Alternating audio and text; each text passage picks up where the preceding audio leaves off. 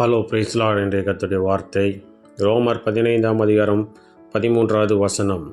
நம்பிக்கையின் தேவன் விசுவாசத்தினால் உண்டாகும் எல்லாவித சந்தோஷத்தினாலும் சமாதானத்தினாலும் உங்களை நிரப்புவாராக. பிரியமானவர்களே, கிறிஸ்தவ வாழ்க்கை என்பது விசுவாசத்தின் அடிப்படையிலும் நம்பிக்கையின் அடிப்படையிலும் வாழ்கிற ஒரு வாழ்க்கையாகும். அது யார் மேலே? கடவுள் ஆண்டவராக இயேசு கிறிஸ்துவின் மேலே நாம் வைக்கிற விசுவாசத்தின் மூலமாகவும் நம்பிக்கையின் மூலமாக நாம் உலக பிரகாரமான ஆசீர்வாதத்தையும் ஆவிக்குரிய ஆசீர்வாதத்தையும் பெற்றுக்கொள்ள ஏதுவாக அமைகிறது.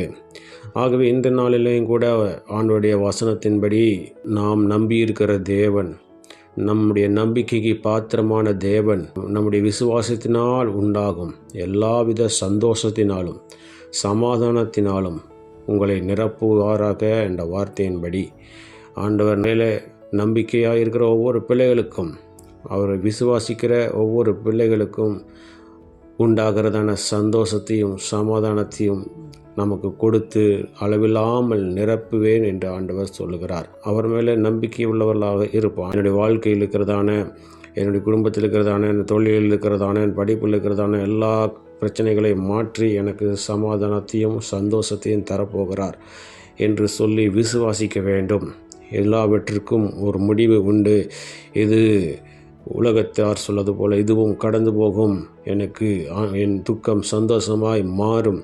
கர்த்தர் என் சிறையிருப்பை மாற்றப் போகிறார், என்னுடைய வேதனையை மாற்றப் போகிறார், என்னுடைய கண்ணீரை, கவலையை, வியாதியை நீக்கப் போகிறார் என்று விசுவாசிப்போம். நிச்சயமாகவே ஆண்டவர் நம்முடைய விசுவாசத்தின்படி நம்முடைய வாழ்க்கையை ஆசீர்வதிக்க வல்லமுள்ள தேவனாக இருக்கிறார். கர்த்தர் தாமே நம்மை ஆசீர்வதிப்பாராக.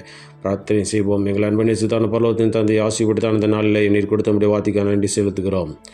நம்பிக்கையின் தேவன் விசுவாசத்தினால் உண்டாகும் எல்லாவித சந்தோஷத்தினாலும் சமாதானத்தினாலும் உங்களை நிரப்புவாராக என்ற வார்த்தையின்படி நீர் எங்களை உம்முடைய சந்தோஷத்தினாலும் உம்முடைய சமாதானத்தினாலும் எங்களை நிரப்புவீராக. சந்தோஷம் அடையாமல் சமாதானம் அடையாமல் இருக்கிறதான ஒவ்வொரு பிள்ளைகளுடைய வாழ்க்கையை நேர் இடைப்பட்டு அவர் விசுவாசத்தை வர்த்திக்க பண்ணி அவர்களை ஆசீர்வதிங்க. சந்தோஷத்தினாலும் சமாதானத்தினால் நிரப்புங்க.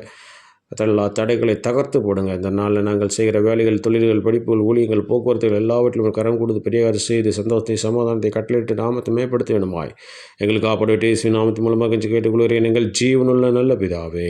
ஆமேன், ஆமேன்.